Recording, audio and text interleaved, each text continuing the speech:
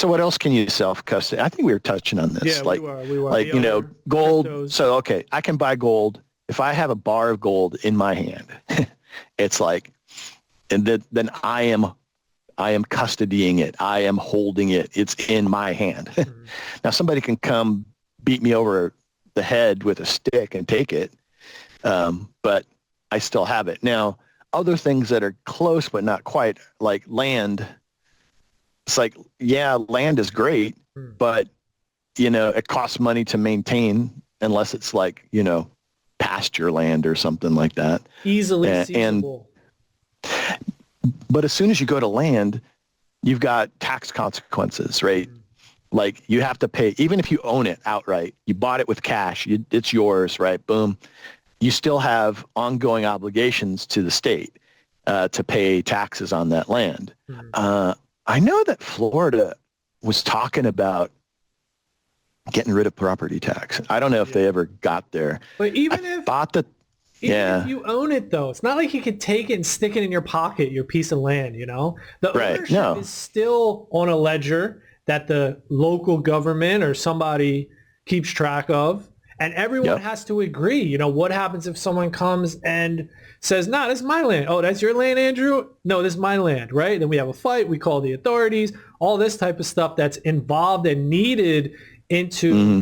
allowing ownership. Bitcoin, it's the protocol. We don't need central authorities. We don't need Right. anyone to tell us. Everyone can verify for themselves. That's right. That's right. And even if like, even if you own land and you're willing to pay the taxes, which by the way, if you look at it technically is a unrealized gain tax because Mm. you owe money on something you haven't sold yet. What's that? The property So tax, right? yeah, property tax Yeah. is a form of unrealized gain, which Yeah. is like the most unfair type of Yeah. taxation that you can have. It's like, what do you mean? It's like the potential of my land, you're going to tax me on what it could be worth. Um, and there's other things too, like you've probably heard of eminent domain. Yep. It's like, oh, I've got this land here, but oh, well, we want an off ramp, Yep. from the freeway to go through your land. So, we're going to like do a quick like comparison with other kinds of, ranch land and they say, oh, your land's worth this. So here we're going to write you a check and boom, we're done. It's the It's same like, thing with laws. Humans are fickle. Oh, that's your land. We'll allow you to have that land until eminent domain, until we don't allow you because we have this other reason that changed our mind and now we have to mhm, take it over. So right. Bitcoin prevents all of that. Gold kind of does too, but like you said, you could get hit over the head and taken. Bitcoin same way. Your keys could get taken, but Right.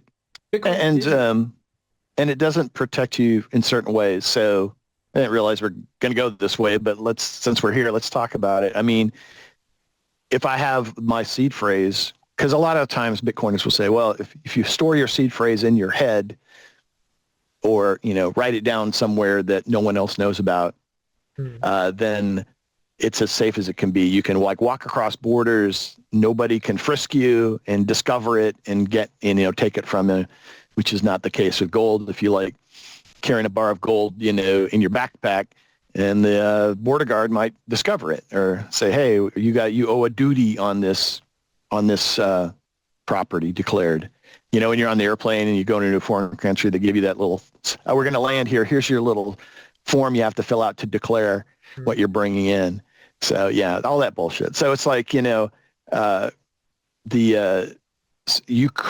is valuable when other people find it valuable, then you become potentially a target of attack. So, Yep. just like I can have gold and I can have gold in a safe in my house, which is great. And I know the combination maybe, but if somebody's threatened me and my family at some point, there's like, if that somebody breaks in and threatens me physically, then, even though I have all that protection, all that sort of self-sovereign sort of mechanism in place, it still may not be enough